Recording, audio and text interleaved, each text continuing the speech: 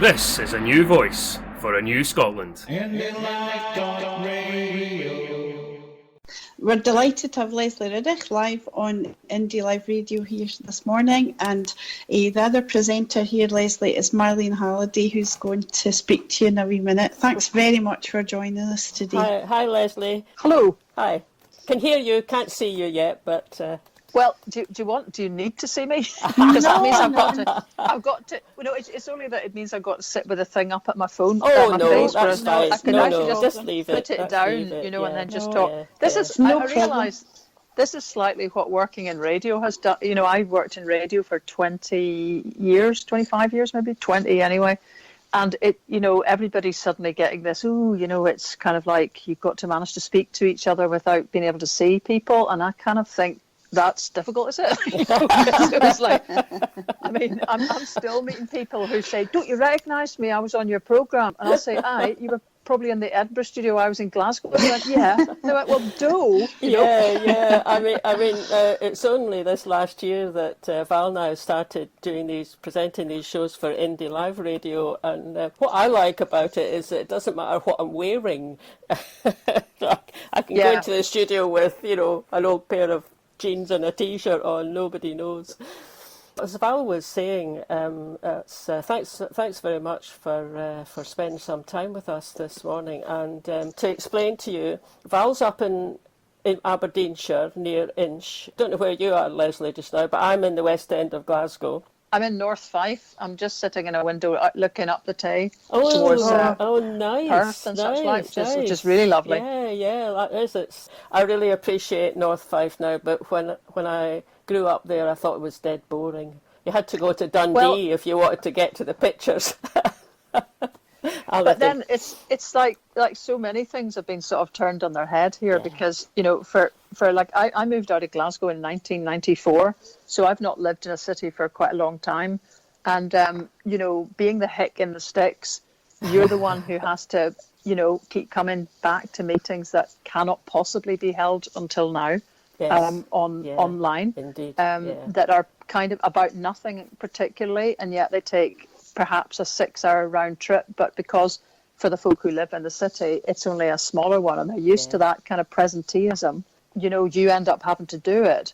So, and there's there's lots of difficulties. There's never a recycling collection here because we're just off grid. There's lots of things you don't get. You get snowed in, the roads are a bit kind of hit and miss. But suddenly, whoa, the whole thing has been turned around, and it's like absolutely living in the right place for these circumstances. And I totally feel for people who are kind of denied that level of access to nature because it's what keeps you sane. Yeah, that's true. That's true. Yeah, that is very true, actually. So just to tell you a wee bit about the background to this, it took us at the Indylive team a while to get ourselves back on air, broadcasting remotely. So I'm running the software for this. It's in our spare room at the back of the house. And for a few weeks we noticed that the narrative in the media had changed from getting back to normal to phrases like a new normal. Some people, I'm not sure they think there is ever going to be a new normal, but at any rate the narrative changed. So we thought it would be good to just start talking to people, folk in and around different places in Scotland, different backgrounds, about what they thought were the impacts of coronavirus and, ideas, thoughts, feelings about a way forward for Scotland. So that's what we were hoping to pursue with you this morning. But maybe before we do that, and not that this is anything really separate from that, but we both wanted to say just how much we appreciated your programme about the Declaration of Arbroath. That was just a cracker, actually. And as I say, it's not a separate, it's not really a separate kind of issue from the way forward, because if we don't know about Declaration of Arbroath, then that's not going to do us any good, really. So what was it that brought about you making that film?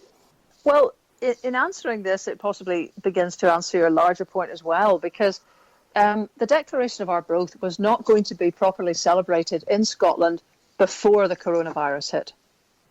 And that's a key point. The Scottish Government had inexplicably not decided to make a particularly big deal of it. The local council, Angus, is a Conservative led council, so it was doing some, interesting pageant type events, but it wasn't really exploring what the meaning of the thing was. And that was all happening. That was all scheduled, as it were. It was scheduled that there was no particular kind of nationwide thing.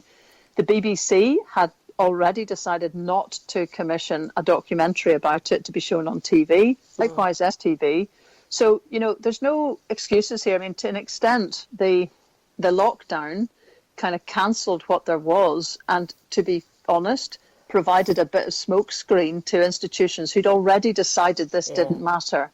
So that had been kind of slightly on my mind. And I don't know why, just there was enough other things I was doing that it didn't really occur to me, this sort of need to think, well, if nobody's going to do it, it's going to have to be me type thought, which finally occurred actually because All Under One Banner got in touch, and we're just at that point just beginning to think about cancelling the demonstration on the 4th of April.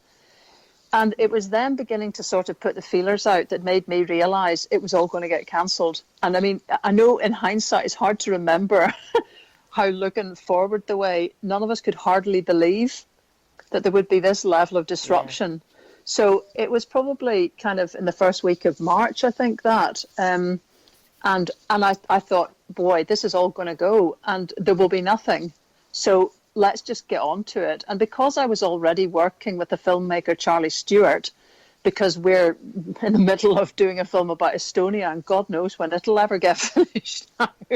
But we were already in film thinking mode. We were already talking to one another. We'd already been out for a film trip to Estonia in February. So we were in that kind of way of thinking. And it wasn't too hard to think, well, since we're grounded on Estonia, why don't we just, shift and do something about the Declaration of Arbroath hyper fast? Yeah. And we got a few... I hadn't realised that you'd started it that close to the actual the time when the film was released. That's hyper fast indeed. Well, that was precisely the point. I mean, we didn't start filming until I think March the 15th. Wow. So because it took that level of time to start contacting people, figuring out where the story was, who would speak to us interviewee wise, then trying to find locations that looked good to put them in, which brought us to some fabulous places. And again, almost everything that happened of a completely wow nature was via requests on Facebook. It's the kind of wisdom of crowds thing. When we're sitting scratching our heads, and it was such a long, cumbersome process via Historic Environment Scotland to get permission to do things like film in Dunblane Cathedral. We just were never going to get there. And then someone said, why don't you try Bannockburn House? Have you ever heard of it? No, I haven't. No. It's sitting just off the big roundabout with the services on it, south of Stirling. Oh yeah. And which doesn't sound like the most attractive place, but when you're down, you actually strangely can't hear any of the cars. And it's a kind of, I think 17th century. No, it's an 18th century house. But Bonnie Prince Charlie stayed there on the way down the road and the way back up the road. I mean, his bedroom's in there. It's quite extraordinary, and it also became a centre for a family whose name I forget, who then became the main sort of tartan kind of manufacturers in the wake of Culloden, because tartan and wearing the plaid was banned north of the Highland Line, but the Highland Line began just above Stirling. So that location was the first place you could legally produce tartan and plaid and so on. So that was its next bit of life. And it then kind of rumbled on in a kind of, posh family until it began to fall into a dereliction. And the community bought it out about a year ago and are now got pretty ambitious plans, run a huge volunteer network to put it back into its former glory, but this time not as a kind of, exclusive elite place, but something for the community. So these guys came out of the blue and said, would you like to come and film in here? And that's the bit when the long interview with Fiona Watson was in Bannockburn House. Yeah. Right. So, and then, of course, the folk of Arbroath came to the rescue as well. Again, another Facebook set of connections, because we were looking to find a boat to kind of try to reenact the what would have happened with the letter, the declaration being taken off to the Pope, who was in Avignon at that point. And, of course, all the boats looked too modern. There was an old traditional boat in the harbour because it had been brought over to be part of the official celebrations that were now cancelled. And it was still there, but we had to get the harbour master to move all the boats, the modern ones, out of the way, which was no mean feat because the harbour was full, because it's a shellfish port now. Yes. And the shellfish guys are all in because, you know, all their stuff goes to the continent and now it can't. Yeah. So that all had to happen. Then we got a reenactment society guys who'd spent 2 to 3 years getting their costumes made and everything ready for this big moment, with then no, you know, as my mum used to say, all dressed up and nowhere to go. Where to go, yeah. So they finally did have somewhere to go. They came with us and traipsed around and did all the reenactments. And honest to God, you could not have bought that. And we got that all organised within roughly 24 hours because a friend of mine knew the guy who owned the boatyard. Fantastic. It's fantastic, isn't it? You must have been so pleased with the way that, you know, sometimes like things fall together, don't they? When you make the initial move and other people, you know, fall into it. It's fantastic. Yeah. Oh, I think that's it. There's a kind of phrase about the road rises up to greet the optimistic traveller, and boy, is that ever true. You know, if you just you just can't, and everyone could immediately see that. Yeah, you know, there was no other outlet really for all of this story to be told unless it was this one, really, because it was the only thing running. But the thing that kind of struck me, I did think afterwards, why did we not think of doing this film anyway? I suppose it was because we assumed somebody sort of else would do it. But maybe the point about thinking of a future, there's many things, that ways of working and stuff that basically we will never have had to consider before because we've never had this level of threat before. And yet, an awful lot of what might come in the future is simply the stuff many of us have been arguing for, and actually equality and better examples in neighbouring countries have demonstrated for decades before about how best to run a country. So, I mean, I was thinking just even things like the spacing that people will need when they go back to workplaces. Well, you know, I don't know, but what strikes me when I go to the Nordic countries is how much more space there is around everywhere, because they didn't get into that period we did after Thatcher, where you ended up in a workplace basically hot desking on top of one another, crammed in like sardines because everyone's trying to save money, with incredible property prices. I mean, they have pretty hefty prices over there too, but still you go into places and there's room to breathe. There's even Begora, a cloakroom for coats when you go in. It's these small things that remind you that these guys didn't go helter-skelter towards the sardine mode of everything. Yeah. And so they've got space. I mean, I heard somebody on a programme talking about schools going back in Denmark and just saying that they'd basically halved each class, which already was only 20 in number. That's their class sizes in primary. So they'd have those and put them in spare classrooms. Right, let's just take that one sentence there. Spare classrooms. Spare class. Yeah. What is that? And class of 20. What is that?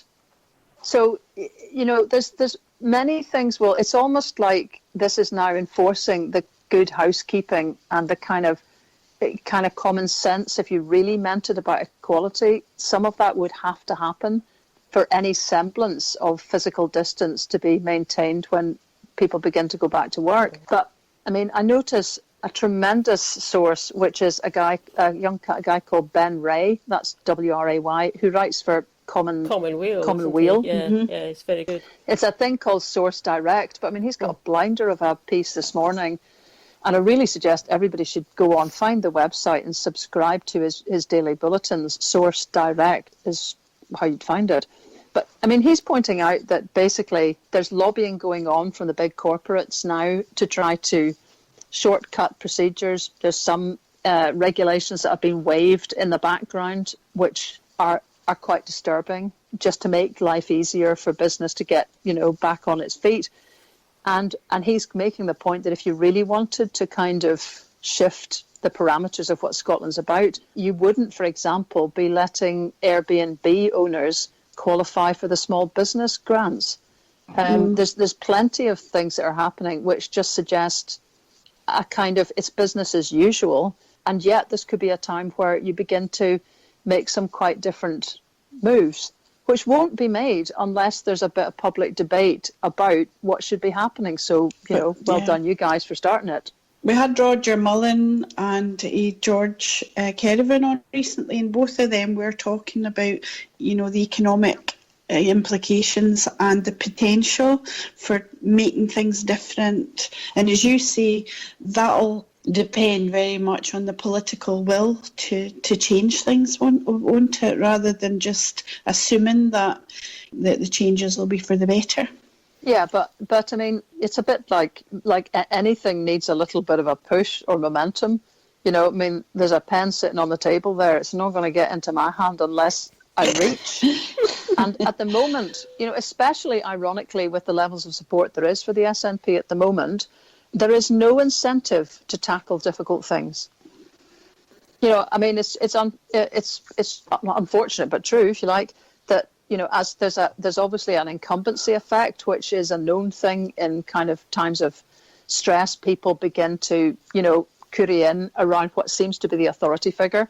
Bizarre as it may seem to anyone listening to this, the same thing is slightly happening to Boris, and although happily a lot less to Trump since his disinfectant kind of stuff, pearl of wisdom. Yeah. But here, there's no incentive for the Scottish government to take on anything difficult when Nicola's pretty sterling performance in all of this has just basically silenced critics. It hasn't silenced them, but it's made them look a bit mean and a bit irrelevant and a bit kind of off the money. So as with most things in life, there needs to be, of course, we can have people, as it were, on the margins saying the things they want to say, but unless there's some vehicle that kind of is given credence, has some kind of capacity to keep arguing consistently a different kind of mode for where Scotland could be, we'll just keep sputtering away, making points that basically have not much chance of success. The only thing that, the Greens are continually making a lot of these points. The Labour Party is useless, but the Greens, the Greens are a small group, as small as the SNP once were, and they need something game-changing to get that voice in as a consistent kind of alternative narrative. At the moment, it's being left to completely underfunded people like Common Space, Ben Ray, the welter of kind of commentators who are sitting slightly on the fringes. Take the point about you're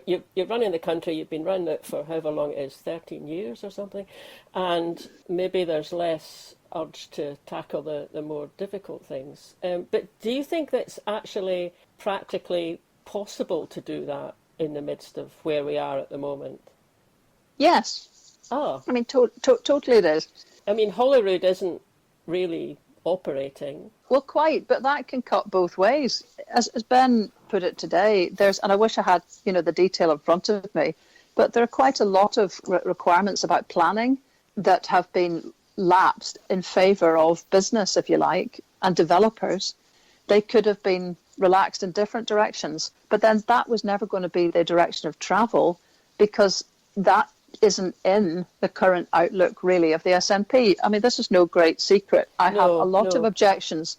And in fact, the last SNP conference, I said I wouldn't be going again because I'm sick of turning up. That was the one back in October, I think, wasn't it? Well, I know I read an article that you had in the National round about October, and it was clear, you were feeling a lot of frustration about just things like, I think how you put it was the things that stop Scots doing something different in their life or moving forward. And you mentioned things like planning and house prices. Just to get to this, we're still sitting in a feudal society. It's unbelievable. Yeah.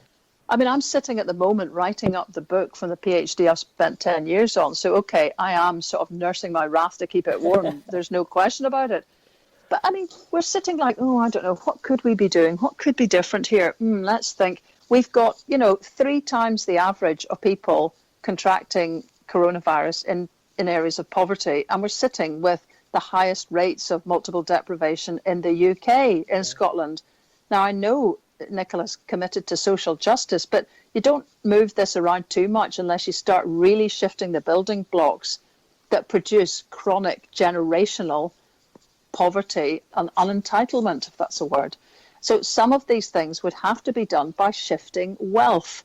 Now, I know we haven't got all the levers, but we're not using a fraction of the ones we've got. I mean, unbelievably, the kind of economic restructuring group that's been set up, that's not its right name, but whatever, has actually got the head of Buccleuch Estates on it. Yeah, George Yeah. Melvin was mentioning that, yeah. Which is, of a long list. Look who's there and who's not there. Who's never there are Commonweal, because they're just an irritant, obviously, and too lefty.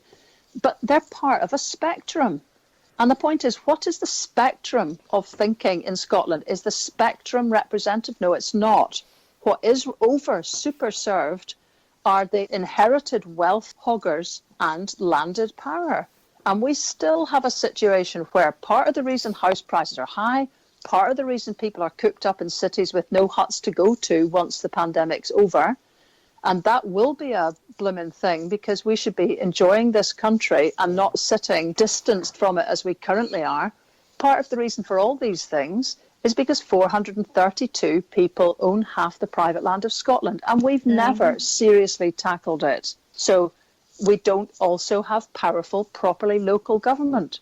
You look at the shared characteristics of the countries that have done quite well, and most of them are doing the test, trace and isolate through thoroughly cracking and truly powerful and absolutely local government. Now, we don't have local government. We have regional government, because our so-called local authorities are the size of regional authorities anywhere else. And not to go on too long, but just as a wee snapshot of that, the average so-called Scottish council, local council, has 170,000 people in it. The average council across the whole EU has 10,000 people. Yeah. The average in Germany difference. has 5,000 people. So the point is, when you kind of reap as you sow, and Scotland has been a feudal society for centuries. It's not really tackled the underlying power inequalities or the tendency to centralise or the top-downness. It's not really shifted power around dramatically since we got devolution. And unfortunately, when you get a pandemic like this, that catches you and it freezes those, if you like, that sclerotic structure. And it shows how you should have been stretching, doing your stretching exercises. It shows how you should have been fixing the roof when the sun was shining, all that stuff. So absolutely, to me, we'll get back on and we'll make small differences. And I am completely impressed by Nicola Sturgeon's ability to get up every day, hold it together, just manage to not nip back when people nip at her, kind of keep on top of the incredible amount of information and stuff that's coming in, and basically keep a calm, dignified souk. Yeah. But somewhere soon there needs to be more than that. And who is stoking up the demand for more than that? For change. Yeah. Well, I would say transformation, actually, because change often just means shuggles in the corner or something that you can already. But we need to transform a lot of these situations. And I think the thing is, if that means disturbing too many status quos at a time when people do feel quite nervous, and even supporters of the union are backing Nicola Sturgeon's performance and the SNP, that's probably not a time, realistically, when people are going to handle very much more ideas of what they'll just see as disturbance, unless there's a kind of confident vehicle that's coming through that saying, here's how we could be running Scotland differently. And there isn't one. I mean, I noticed there was a couple of polls done recently, so I happened to see the results from the YouGov one, and it's got SNP up at 54%, I think, and it's pretty still very high even for the list vote. I suppose what comes to my mind is that with that level of support, I kind of think, well, maybe that is the time where more alternative independent support and voices can come in, because there's no way you could be accused of doing anything that's going to hinder keeping an SNP government in place. I just assume that they will win the next Holyrood election. Can't see anyone actually beating them, but to me that makes me more likely to, instead of giving my list vote to the SNP, actually giving it to the Greens, which is what I always used to do in the past. Because I do think the Greens can be an irritant, or well, that's not a very good way of putting it, but a positive kind of nudge in the right direction. Yes, I mean that when we get round to an election, it's possibly true that people will feel that, and I'm sure the SNP will feel that, that they could have a certain complacency in their vote, just thinking these guys will get in first past the post. They'll have relatively less to pick up on the list. Let's maximise the vote and give the Greens a shot. Or I don't know what's happened to the other alternative groupings that were thinking of standing on the list.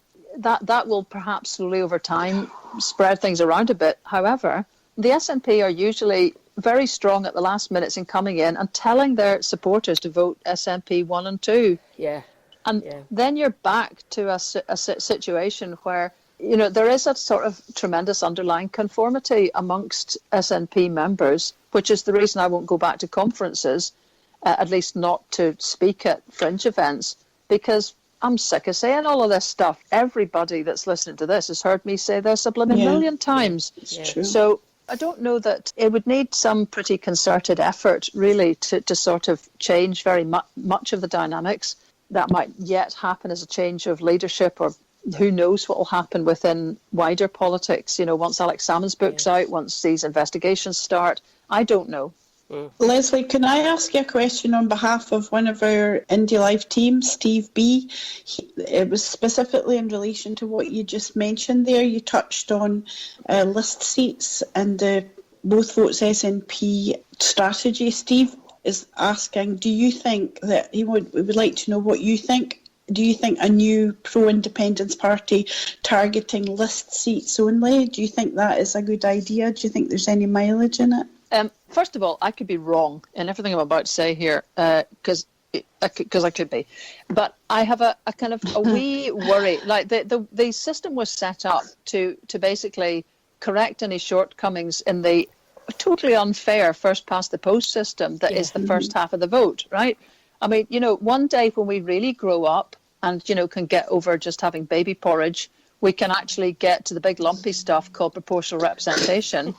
And we can handle having a system where none of this nonsense has to happen. But anyway, since we're here, we have this system. And actually, the SNP were beneficiaries of the fact that they came second everywhere until 2007.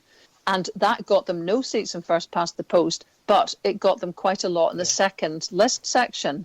And that's the only reason that there was any SNP presence, was that there was a fairness in that second list section. So call me a tedious old bag, if you will, and I might very much be a bit of a blooming prefect on this. Yeah. But it strikes me that that you can only do so much jiggery-pokery in life before people actually, don't trust you. And the worry I have about trying to find vehicles that will basically pick up votes on the list is that if Labour, less likely Labour, if the Tories come second everywhere, should they not get any seats? I mean, they won't get no seats. Some people might feel, unfortunately. But if we're living in a democracy, there has to be some sort of way in which people are allowed their voice. We can't get to independence by carving out the opposition unfairly.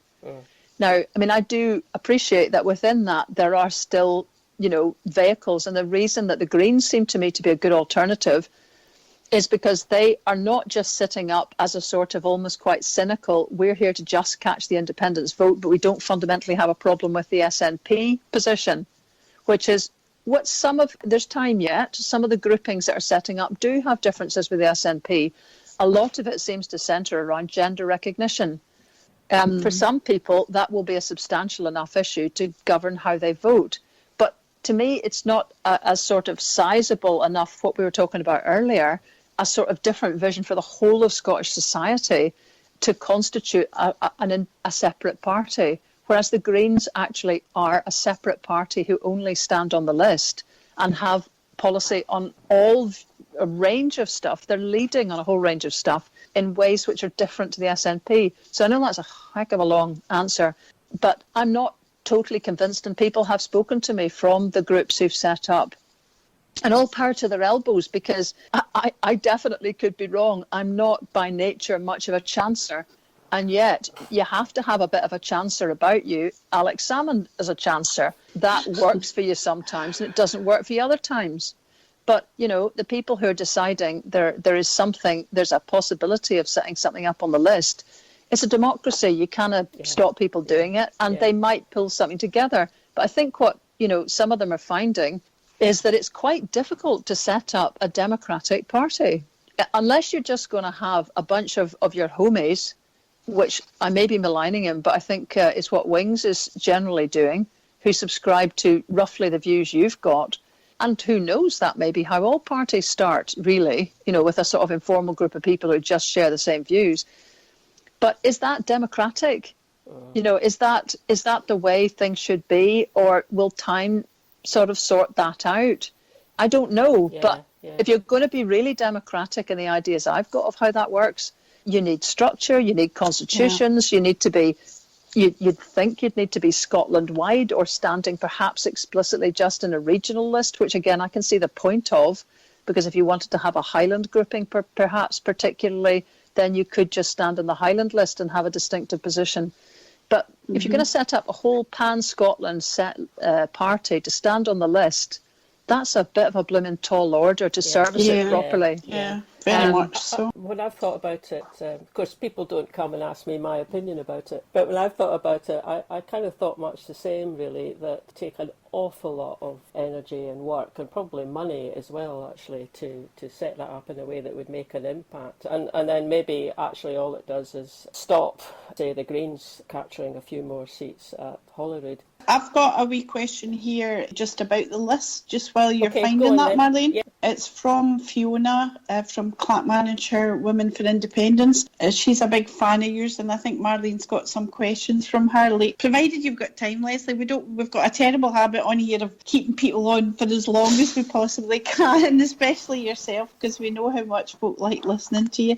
So what Fiona's asking is, should there be a limit on the number of times someone can get elected on the list when they've been rejected in the constituency vote? Thinking in particular... Honestly, this is like, God, this drives me bloody mad. Let's put in a proper system of proportional representation. You know, everything we're doing in Scotland is trying to make the best of a bad job. Bad jobs that we're in charge of. So similarly, people get all het up about, you know, problems of the numbers of councillors and so on, and or rather, you know, they worry that there's kind of, you know, they're paying 16,000 quid for councillor. The way that other countries are dealing with a lot of this is by having such small local councils that actually the Norwegians don't pay their councillors because their councils are so small they can meet in the evening. They don't have to take time off work. You know, we're sitting mitigating. It was like we came out of our mother's collective womb, mitigating absolutely archaic, antediluvian ways of working, so that simply having the kind of woo effect of having a tiny little bit of proportional representation in one part of the Scottish elections suddenly propels us right to the top of the chronic British pecking order, when we are laughably off the money in terms of how any modern European democracy would work. So I'm sorry, I cannot actually get particularly exercised about how to micromanage a system which will keep throwing up faults like this, which will keep distracting people's attention. And there's a friend of mine, Alan Sinclair, who put this very well about a different subject entirely, where he said, the Scots have become a set of people who go constantly to the scene of an accident, not the cause of an accident. So let's get off ambulance chasing, right? We need to get to the cause of this, because otherwise the accidents keep happening. So, you know, yes, it's irritating to see somebody effectively, you know, kind of rejected by the electorate in their own named capacity, only to pop up on the list. But, you know, if people started to have a proper discussion about the way democracy works, it may not sound very palatable, but a lot of countries operate party lists. So you sometimes get the chance to vote for the individual, But more of the time you're voting for a package of law measures. You're voting for political outlooks. You have some say over the local connection, but actually, let's take Sweden. They're the ones that set up the ombudsman service. That word ombudsman is Swedish. Yeah. And what it means is that none of their MPs are spending time trying to fix constituents' problems with DWP and broken pavements, because that's all done by the state. It takes that responsibility on for trying to police systems that are their own. That leaves their MPs completely clear to be lawmakers. Yeah. So, part of the thing I've been doing with the Nordic Horizon stuff is to try to sort of say, can we have a blooming conversation about the sort of systems we think we should be working with here? And I suspect the reason we never move on to any of these with any great gusto is because of a belief at the top, as it were, that Scots are fundamentally conservative. Yeah. And you see and hear this all the time with the kind of surprise that a lot of politicians, including Nicola, have kind of expressed, that people are actually quite clever and are quite able to adapt and quite able to see what common sense measures are and quite able to restrain themselves by and large. Yeah. And I think we're capable of quite a lot if we have a bit of a decent explanation. But that's not happening. So we're stuck with a list system. And yes, lots of people naturally are pouring their energies into what's in front of them because there's an election coming up and folk want to win. Yeah. I would really quite like to win a better system. That would just be, to me, a victory worth putting my energies into. And it's depressing that we will still be working with this. Yeah. I mean, one of the things that, going back to Holyrood again, but concerns me more is that I just wish there was a decent opposition in Holyrood. Okay, maybe I'm saying that, and that just reflects the fact that I don't have much time for the Tories, who are, after all, the second biggest party.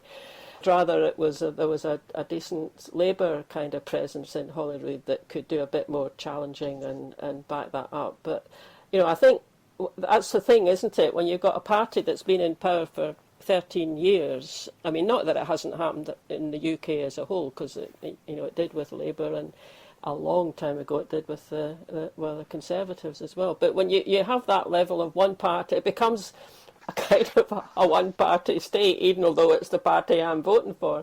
And I do kind of think we could really do with a few more stronger opposition voices making themselves heard. Going back to the whole business about your expressing your frustration, and I mean, almost sounds like a kind of quiet despair about the things that we haven't. We keep on trying mitigate, but we never really get to the source of it. Because I think at one point, around about that time last year, after that conference, you were saying, if necessary, maybe we need to set up a new party, and making clear that's we have to get independence first. But I suppose that's the possible way forward once we are in that position, isn't it? That the SNP won't necessarily persist.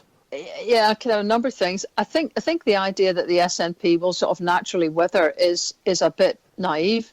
I mean, partly because any group, I mean, anything perpetuates itself. It's just a kind of fairly natural instinct. Once we're in a situation of moving towards independence, I'd be quite surprised if an electorate that's trusted the SNP, the only folk who've held that torch for a long enough time, I'd be surprised if people who voted for them suddenly go, do you know something? You're the only people who wanted to go on this voyage. You're the only people who've thought about it. You've got a kind of route map. Nah, let's just get you out. Yeah. I don't see that happening, actually. I think at that point, again, incumbency will have a strength. And it would take, given that also we'll have by then formed a habit of trusting this party with everything and a habit of quietening all our doubts about them.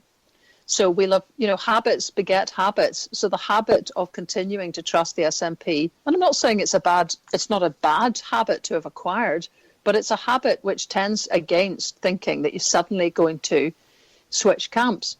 So that's one thought. Really, nothing will change here, and it's nothing will change here we're not going to have an omelette without breaking eggs, is what I'm saying.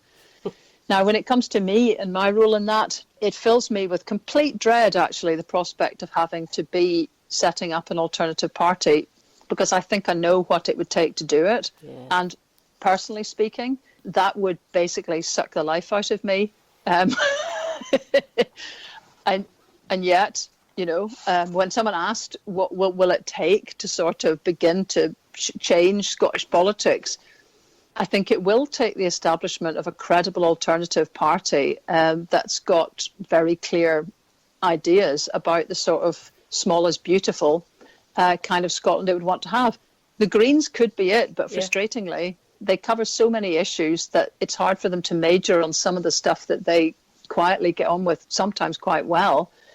And this gender recognition thing is still sitting as a pretty major issue for a lot of people. So, so there will at some point be a need to set something up, I think, but it would take some close working with people who can trust one another and who've got some experience and an ability, in a sense, to be midwives to something and not necessarily setting parties up so that they can get in. Yes. Al Williamson in Yes Glasgow Northwest, he says, can you ask Lesley if the pandemic puts the SNP in an impossible position re independence when people who are waverers, soft nose, may look at the UK government furlough financial support as being the saviour? I mean, I know what my answer to that would be, but I'd like to hear what yours is. Well, I don't think it puts the independence in an impossible position at all.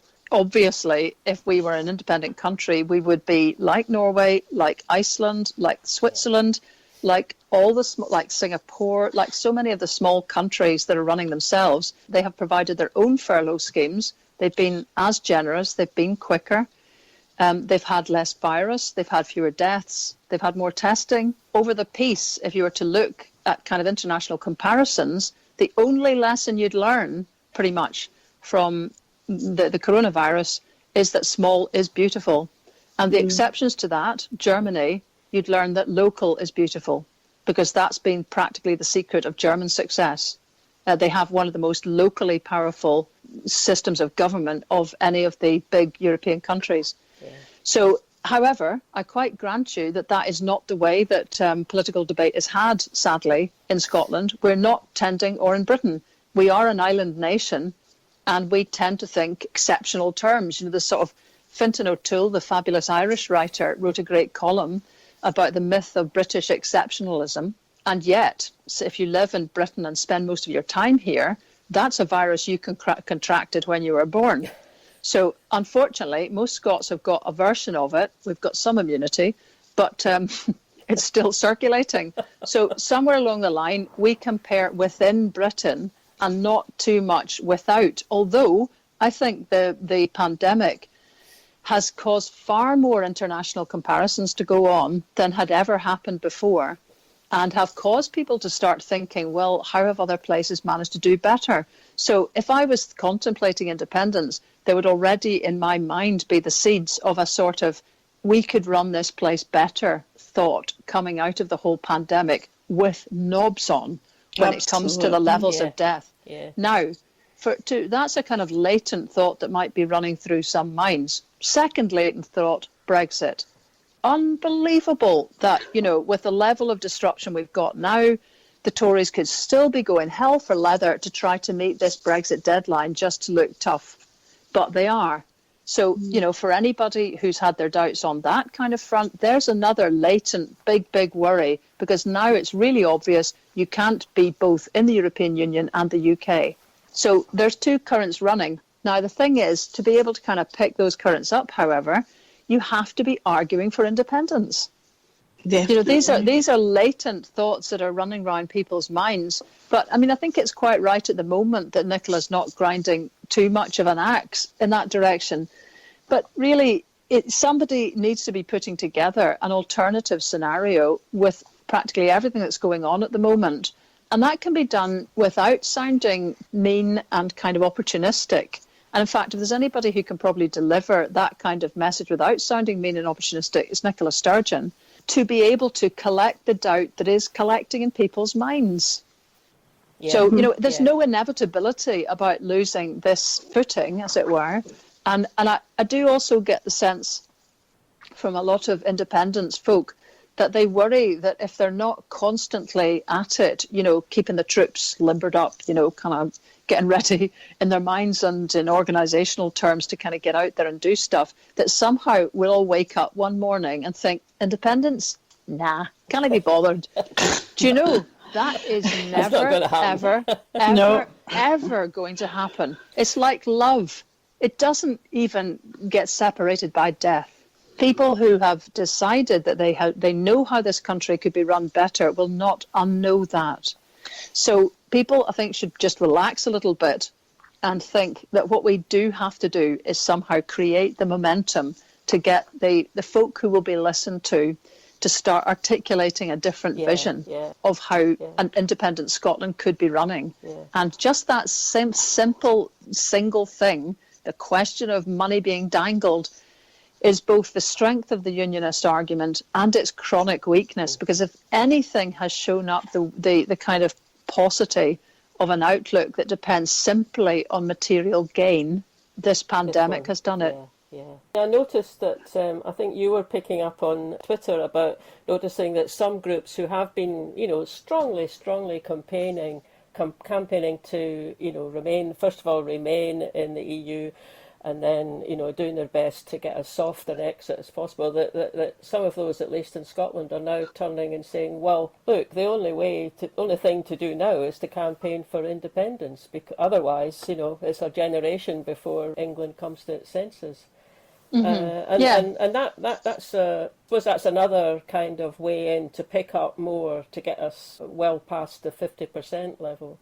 Yes, and I mean, the reason I know some of those folk that have set up Yes for EU, you can follow them on Twitter or wherever else. I mean, the only reason I know some of them is because they got involved in the demonstration outside the Scottish Parliament that I helped organise on the 31st of January, and were involved with wider groups who were very nervous about being at an event that was, by and large, full of independence campaigning groups. And so, we gave them that space, made clear they weren't all independent supporting and whatever. And so some of them have gone away and made that decision. But there's that one again, because there's a political point to be made about the 31st, about Brexit. And yet, on the 31st of January, the Scottish Government hadn't organised anything, nor had the SNP. It was left to me and Mike Blackshaw from the Edinburgh Yes Hub to put something together in 3 days with no money. Yeah. Well, actually, I should correct that. A wee sub from the Scottish Independence Foundation. God love them. Good for them. Yeah, they're great. Yeah. But, effectively on a total shoestring. Yeah. So the thing is, there's a wee theme there, which is, there are all these kites flying, there are all these movements in people's perceptions of stuff, but they aren't being squared or curated or led by the people you would expect to lead them. And that, to me, that's a miss.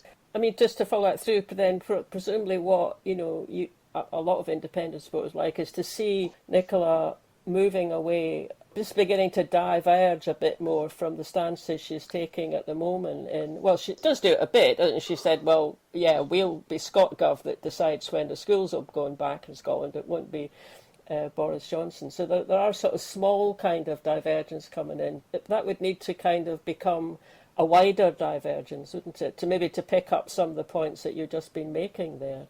I mean, I don't think anyone would appreciate a divergence for the sake of it. No, but it looks like we would be heading towards a divergence simply in the way that Nicola's framed her thinking about the lockdown. So I think there will be a stage. If the Tory government, the British government, moves towards a kind of bit of a, let's just presume, for example, that all building work starts next week. Yeah. Let's presume that everyone who can get to somewhere on public transport should go. I think at that point, when we haven't got test, trace and isolate in place yet, and that's partly because the level of infection is much higher still in the population than people are coughing to. Mm-hmm. Sorry, that's a really, really bad expression in the circumstances. Aye.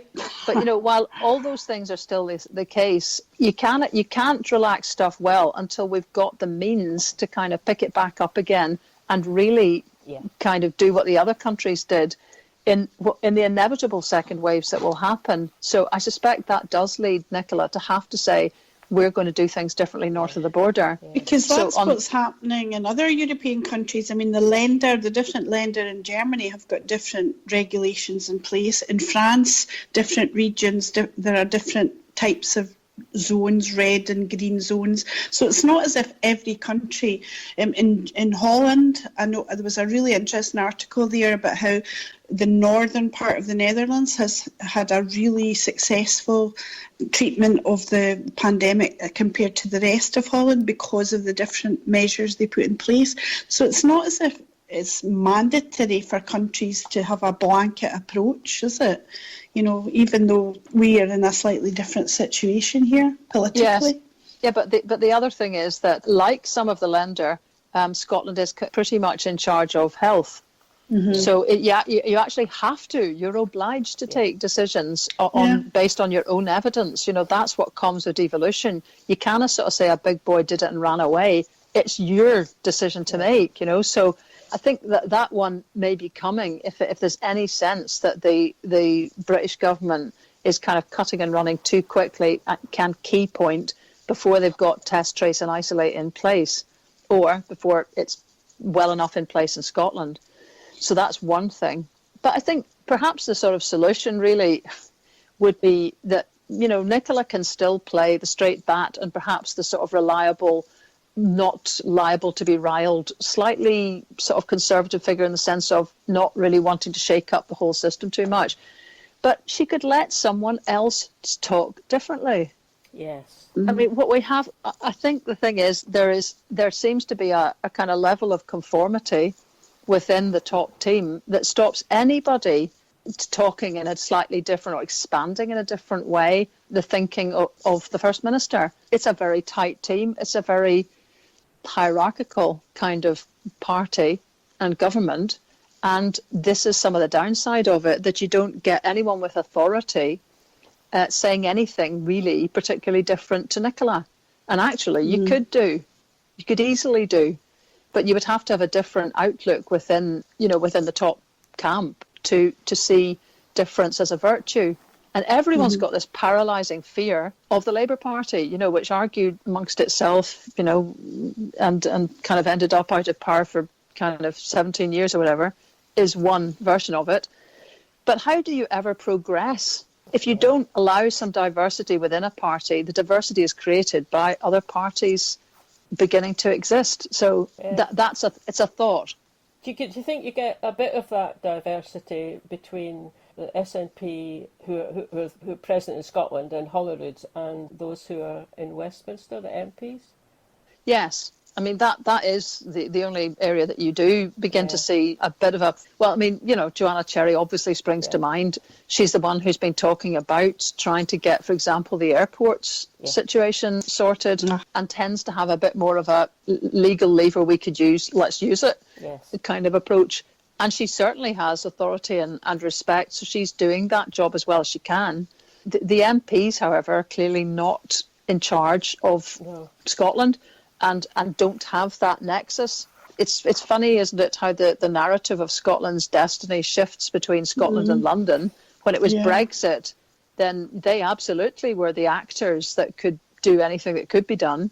Now that Brexit looks, you know, settled to be happening, they are stuck now without much sort of skin in the game of where real decisions are being made, which once again is in Scotland to an extent. Yes, indeed. It's true, actually. It was so stark, wasn't it? Because that sort of year in the lead up to the general election in December, you know, watching what was going on in Westminster and, you know, poor old Mrs. May. Well, I say that now. I didn't actually. That wasn't how I described her at the time. But, you know, actually, politics down in Westminster was exciting, you know, and people were putting up good arguments, you know, cross-party kind of, well, rebels from point of view of Tory, but, you know, sense, kind of people speaking sense from my point of view. And then after the election, you just think, well, it's gone. I mean, he can get through anything he wants, he can get through now, really. And, it does sort of then, spotlight, as it were, sort of bounces back to Scotland itself. Yes. That's a good point, actually, that the sort of diversity is pretty much in the, but that's also, I think, because the first opportunity for sort of the new blood, if you like, to get into a seat somewhere was the 2015 general election, just as the dice turned. So, you know, the new set of people who came in simply because they were yesers, really, who brought in by independence, not by climbing their way through the party hierarchy, and thus perhaps having some distance from previous thinking, you know, the sort of groupthink. Those folk, you know, just obviously Mary Black, Philippa Whitford, Joanna, you know, and sort of, sorry everybody else that I'm not, I just can't remember anybody names enough, but you know, those folk have got other lives. You know, they've got jobs they could go back to, and they're particularly, I think, in the case of Joanna and Philippa, you know, that they want to get this. Tommy Shepherd, you know, these guys want to get this done and kind of get on with their lives. Get on with their lives. So there's a different outlook, and just because of the way the sequence of elections happened, that sort of post 2014 independence before party thinking people entered politics via the conduit of Westminster, because that was the next election to happen.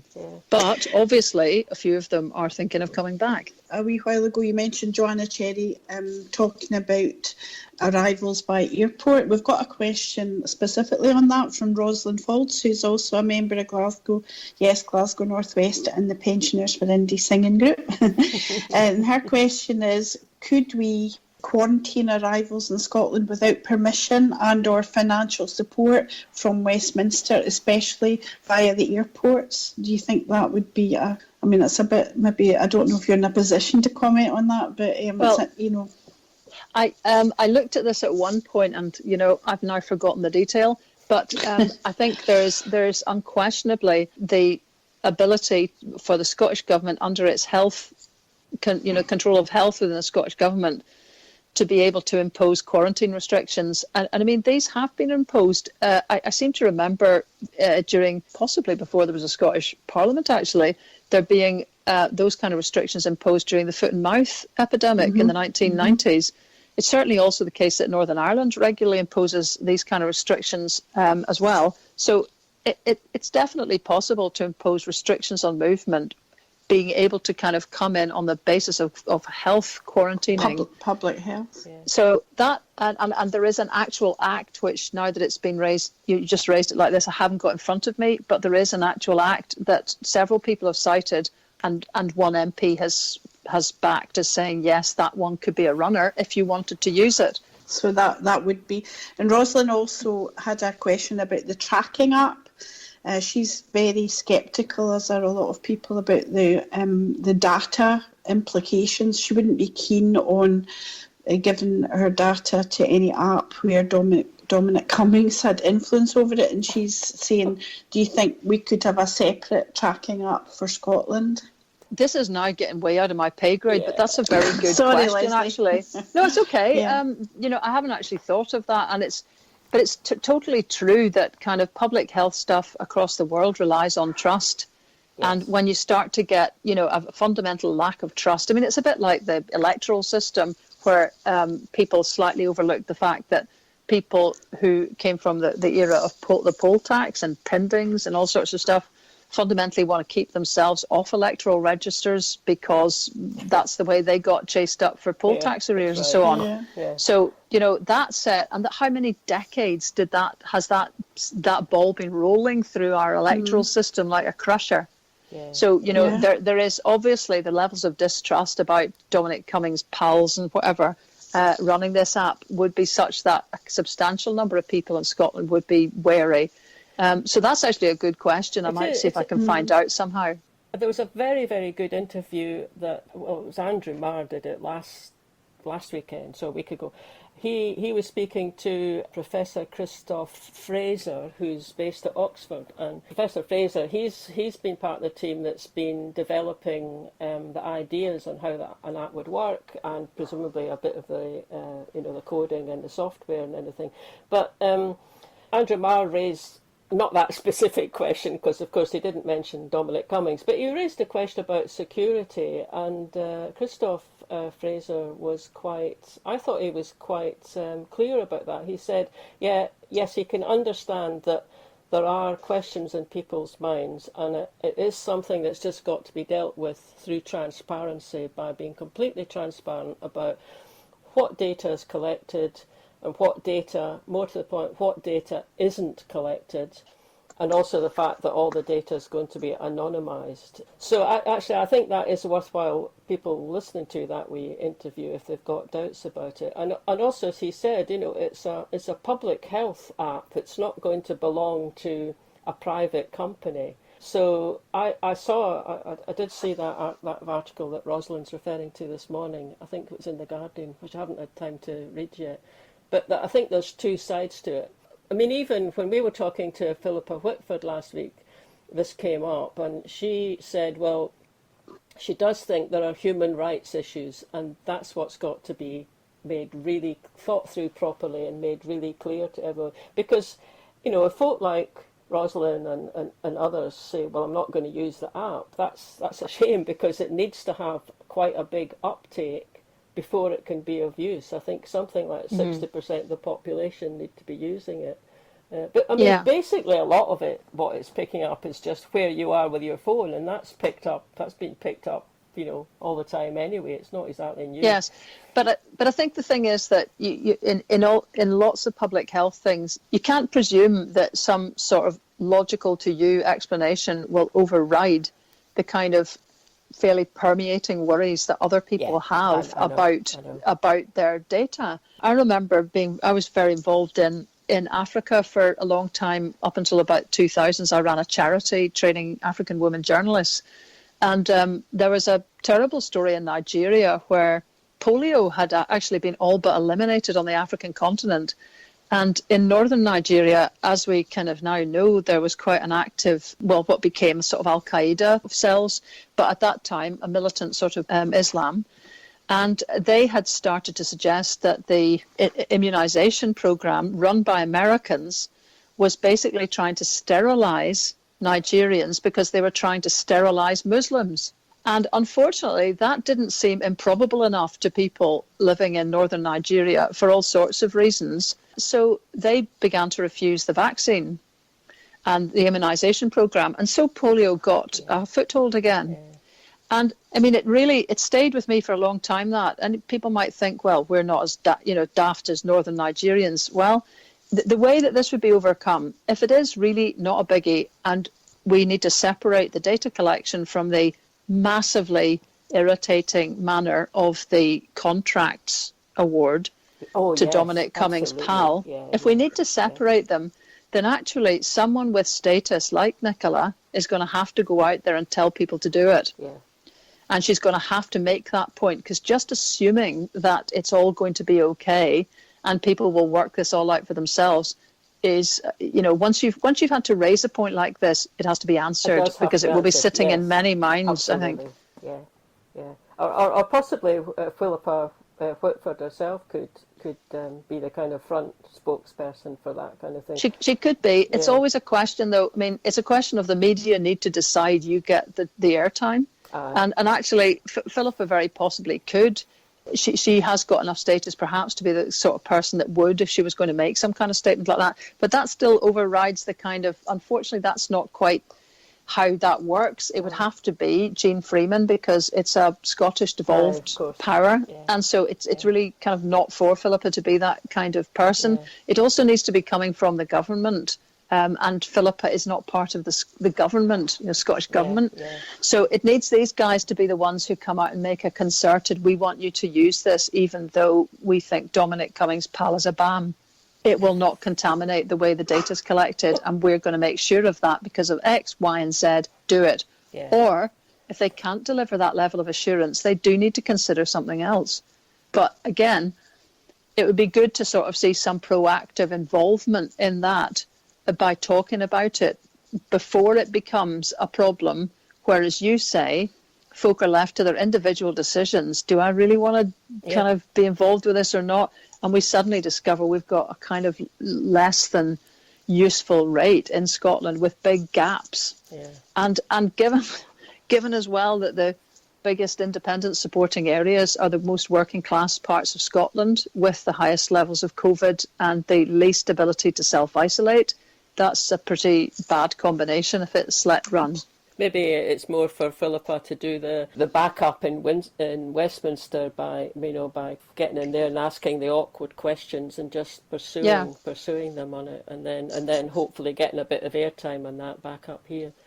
Mm-hmm. I mean, I'm sure it won't of course only be Scots who'll have that kind of doubt about the app, especially when it gets linked up to Dominic's pal's company. Well, look, folks, I think I may have to go and do something. do something else. I told you we've got a habit of hanging on to people and not letting them go. It's fine. It's been a really good conversation. Yeah, thank you very much. We've really enjoyed having you on, Lesley. We've still got loads of questions that people asked us to ask you, so hopefully we can do that just time. Try a wee quick fire of 3, right? I'll sorry, because I just never answer things quickly, so that's my fault. Well, I'll do the first one, and then that'll give Val time to pick out another one. Are the Scottish Government missing the opportunity to sneak away from the Union while Westminster's consumed with COVID-19 and Brexit, and when would be a good time for us to sneak away in the way that Iceland did? Yeah, but the thing is, I'm glad that the question implies that people might have watched the film. Yeah, exactly. And this is the reason that I never managed to get short answers, because everything comes from a blooming context. I mean, the Icelanders had already mostly slipped away in 1918. They had near unanimity in their desire to become an independent country. So the donkey work had all been done. If everybody's agreed, you can all cross the road, 10 of you, without one getting knocked over. But if there's a bit of hesitation, I don't know if I want to cross the road, you end up, you're just like a blooming walking target as you straggle. So the difficulty with making comparisons with the Nordics, actually, is that it only demonstrates that their ability to kind of become independent at the drop of a hat was because they were already ready to go, totally ready to go. Yeah. And that there's no substitute for that, getting a larger group of people ready to go, I'm afraid. And we're not. But you certainly need to be making that argument, and that's where the idea that everything will just, there are certainly, things that will begin to shift the dynamics on their own. But if you don't go out and, it's a terrible way to put it, weaponize these trends, then they just get left as kind of words in people's minds. There definitely needs to be more connections and a proper campaign. Yeah. Just before you go, we had a big, long, very interesting one about media, which I'll need to leave, from Clackmannanshire Women for Independence. Fiona is one of our presenters, and she says that all of the Clackmannanshire Women for India are big fans of you, Lesley, that you're regularly mentioned in their Clack's Wifey podcast and occasionally featured in clips from rallies. And their question is, have you ever listened to their podcast? And if so, could you give us some feedback? Let's put you in a bit of a spot. If not, could you just say hello to them, to the Clack's Wifeys, especially to Uber fangirl Teleri, who had a photo taken with you when you were on stage at Inverness. But sadly, she was wearing a Helga hat. I don't know what that is. It must be a Viking thing. Yeah. And she managed to obscure Lesley with one of her own horns. So sounds a bit painful. Sounds like a hell of a photo, that one. But yeah. Right, I'm sorry I haven't listened to the Clack's Wifeys podcast, but I will go and search it out now and put some feedback back online. And actually I keep forgetting to mention, because it's not in the business of plugging anything, but your on own the other podcast. hand, I never remember to do it. And the thing is, if you don't mention it, and people don't even know it's there. But I have been doing a weekly podcast since sort of 10 years actually. It is free. And it's sort of, we do it every Tuesday. I do it with pal Pat Joyce, who's a Dundonian, Dundee United supporting lefty, and we try and cover as many different kind of political points as we can in about 50 minutes. Yeah. So you can find it. It's always posted on lesleyriddoch.com, the website, but you'll find it, it's also tweeted on social media, Facebook and Twitter. But, the ways that you get podcasts, you'll find it as the Lesley Riddoch podcast. Great. That's good. Great. And we'll make Fantastic. sure we continue to plug that, because we're all fans of it, not just the Clark's wifeys. Good. So thank you very much again. Yeah. Thank you, Thanks, Lesley. Not at all. Lovely speaking to you. This is a new voice for a new Scotland. Indylive Radio.